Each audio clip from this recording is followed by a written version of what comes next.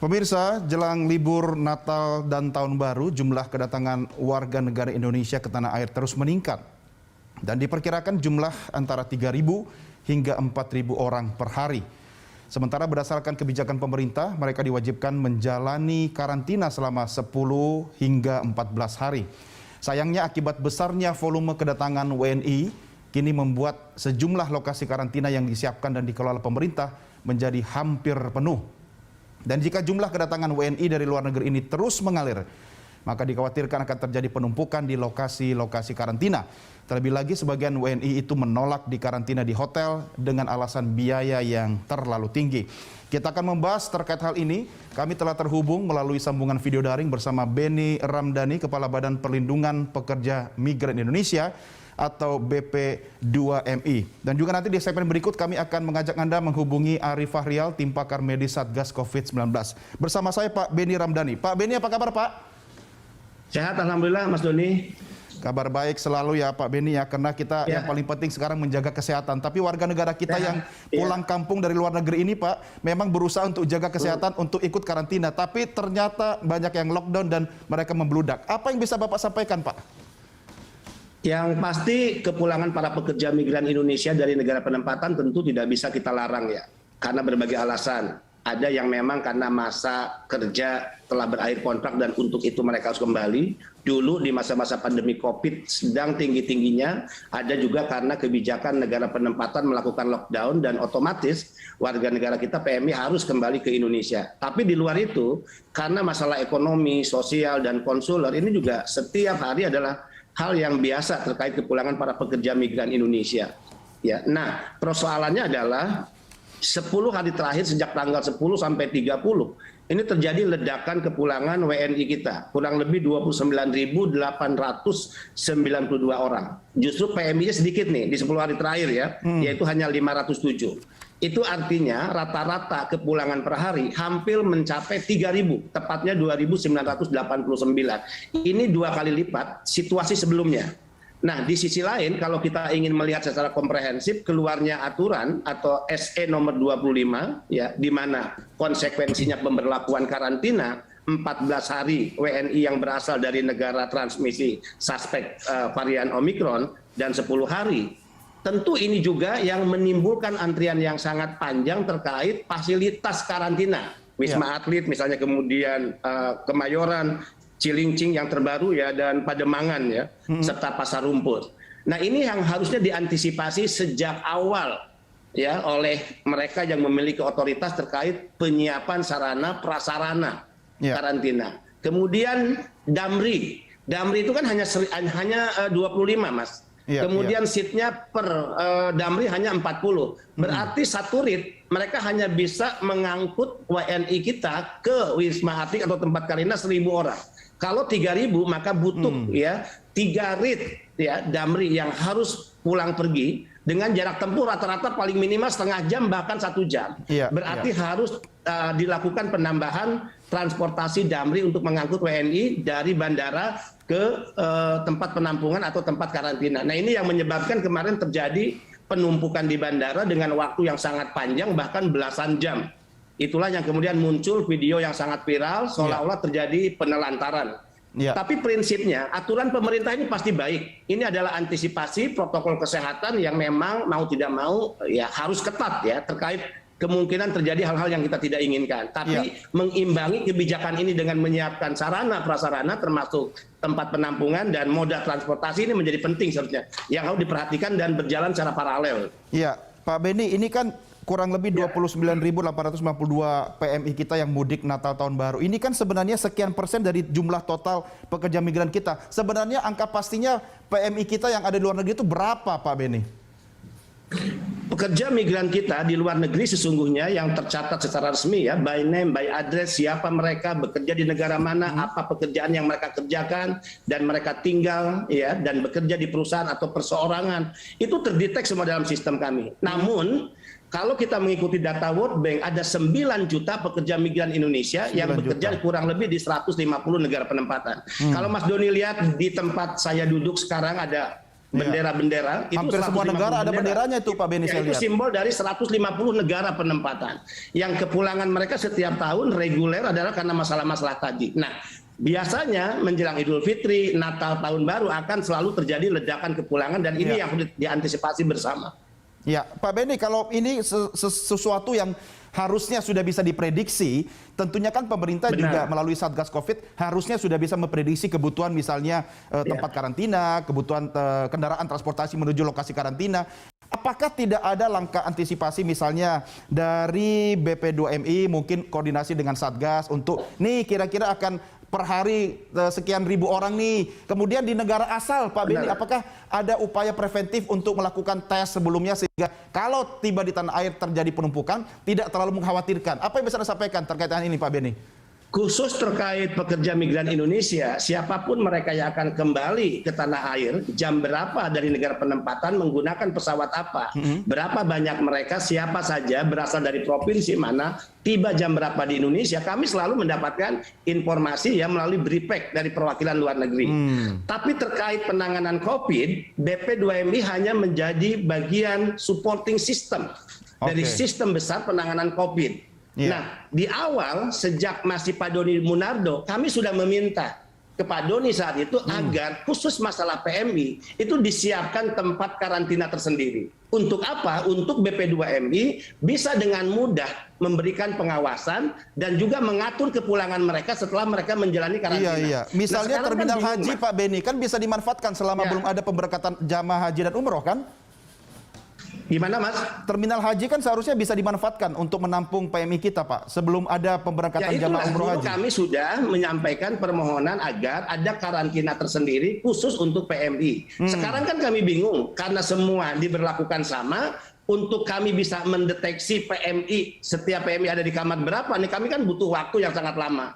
Karena apa Mas? Mereka yang disebut PMI, khususnya PMI terkendala, kepulangan ke kampung halaman itu menjadi tanggung jawab BP2MI. Agar mereka dipastikan aman hingga ya rumah mereka atau kampung halaman mereka. Nah, kami sudah berkirim surat yang kedua ini ke BNPB agar untuk khusus PMI diberikan tempat yang khusus ya, tidak berarti membedakan dengan warga negara yang lain, tapi dalam konteks bagaimana pengawasan, monitoring dan juga pemulangan ke daerah asal yang itu menjadi domain dan urusannya BP2MI agar lebih mudah sebetulnya. Ya, baik. Baik, Pak Beni, kita harapkan tidak akan terjadi lagi penumpukan di bandara, khususnya di masa-masa yang akan datang, dan kita berharap COVID segera berlalu. Terima kasih Pak Beni sudah bergabung bersama kami. Mas Doni. Salam sehat selalu Pak Beni. Salam sehat. Terima kasih banyak. Terima kasih. Pemirsa, demikian diskusi saya dengan Kepala Badan Perlindungan Pekerja Migran Indonesia atau BP2MI, Beni Ramdhani. Jangan beranjak dulu karena Prime Time Talk segera kembali dengan narasumber kami berikutnya yaitu Arif Fahrial, tim pakar medis Satgas Covid.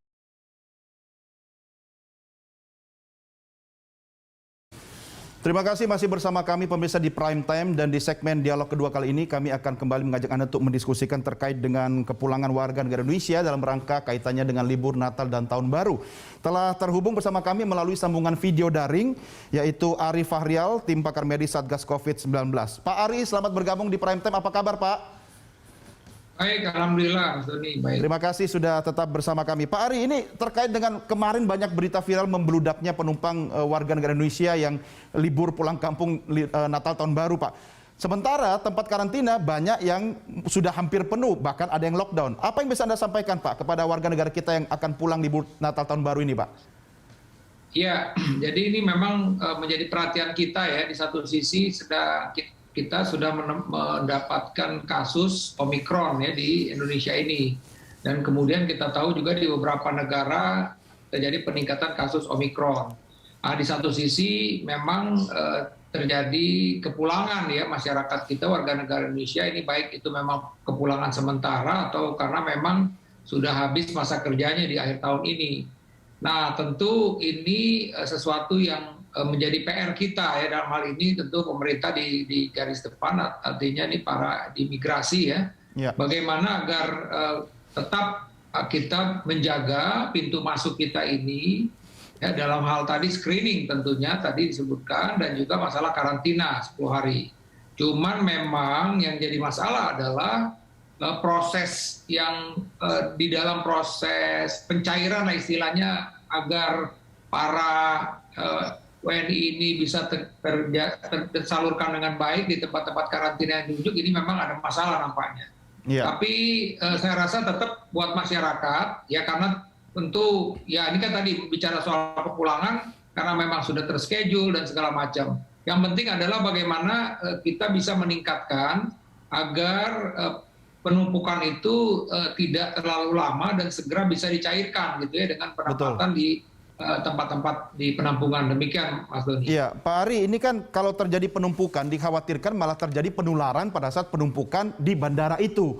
Nah, apa yang bisa Anda sampaikan khususnya kepada WNI kita yang kembali ke tanah air yang masih berada di kawasan bandara untuk tetap mungkin melaksanakan prokes atau menjalankan aktivitas apa Pak biar tidak terjadi penularan Pak? Ya, kemarin saya juga lihat di salah satu TV ya, nampak ini kebetulan yang WNA yang diambil itu, artinya memang mereka pakai masker, tapi ketika ketika ada sesuatu yang gatal, mungkin di hidungnya maskernya diturunkan, dia garuk-garuk padahal ngangkat tangan. Nah itu tadi. Jadi yang harus saya pesankan kepada masyarakat atau mungkin keluarganya yang kebetulan memang dalam proses kepulangan atau juga mungkin dalam saat ini juga masih ada di bandara, tolong diingatkan tetap menjaga prokes, ya artinya tetap menggunakan masker dengan benar, ya kan.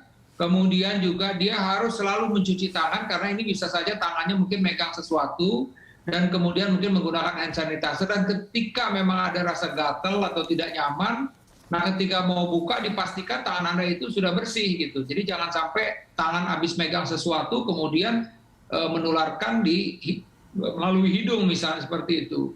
Dan satu hal lagi juga kalau memang artinya tidak terlalu terpaksa, lebih baik tidak makan dan minum selama berada di dalam kerumunan, dalam antrian tersebut. Karena memang sekali lagi potensi adanya Omikron itu cukup tinggi pada warga negara yang memang baru datang dari luar negeri. Seperti kan dari 3 kasus kita itu, 2 itu adalah kasus dua kasus yang positif itu adalah berasal dari impor ya, kasus yang memang orang datang dari luar negeri. Demikian Mas Doni. Iya, Pak Ari, sebelumnya saya sempat berdiskusi dengan Pak Beni Ramdhani, Kepala Badan Perlindungan Pekerja Migran Indonesia, dan dikatakan bahwa kedatangan PMI kita yang sekitar 2.000 hingga 3.000 per hari itu belum beban puncaknya loh. Dikhawatirkan akan terjadi ledakan WNI yang mudik pulang kampung libur Natal Tahun Baru. Apa yang bisa Anda sampaikan ini Pak Ari?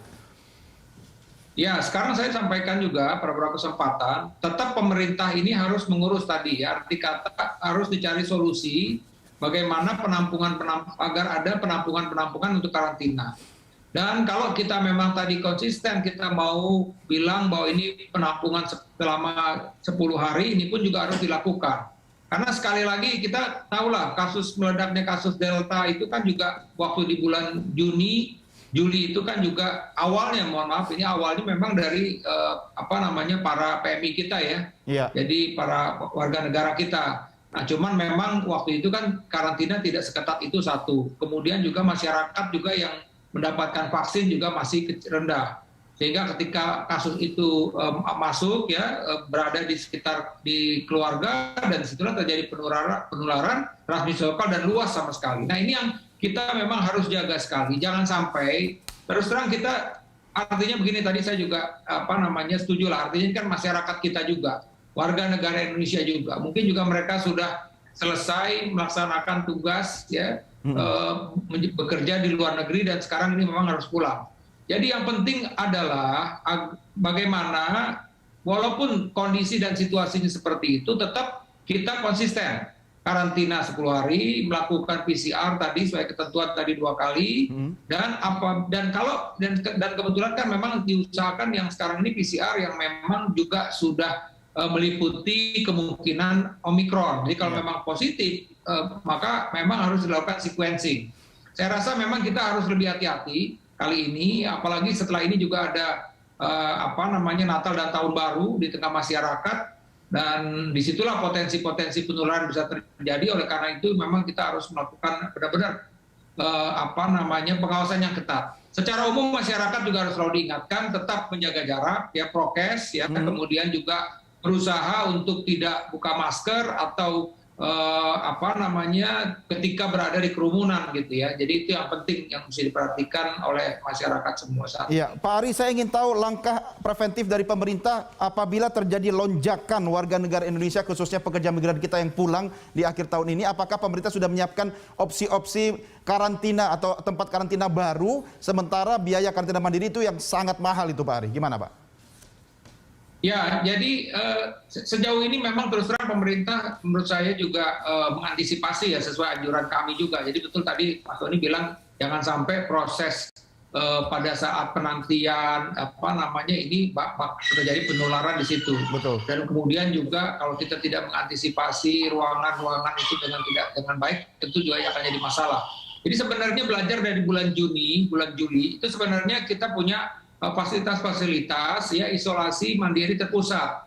Jadi tinggal nanti ini kan problem ini kan masuknya bukan dari Jakarta saja. Saya rasa dari beberapa pintu-pintu masuk ada tersebar di seluruh Indonesia ini. Ya. Oleh karena itu kita berharap tentunya ya nanti melalui pemerintah daerah pun juga mempersiapkan, karena sejatinya kan teman-teman di daerah ini juga sudah mempunyai tempat-tempat isolasi mandiri terpusat ketika memang kita mengalami lonjakan. Jadi tinggal itu saja, lokasi-lokasi saja persiapkan lagi ya, dan tentu yang penting adalah juga memonitor yang mengenai jumlah yang masuk ke Indonesia ini, karena kan sejatinya kan itu memang bisa diantisipasi dalam tanda petik ya kalau memang ini berhubungan dengan migran. Tapi sekali lagi saya rasa bukan saja di DKI, karena ini memang masuknya kebetulan yang terekspos ini adalah di DKI, tapi juga di seluruh pintu masuk di seluruh Indonesia, agar benar-benar bekerja sama dengan daerah, tempat-tempat isolasi mandiri terpusat bisa diaktifkan kembali untuk bisa menjadi tempat karantina buat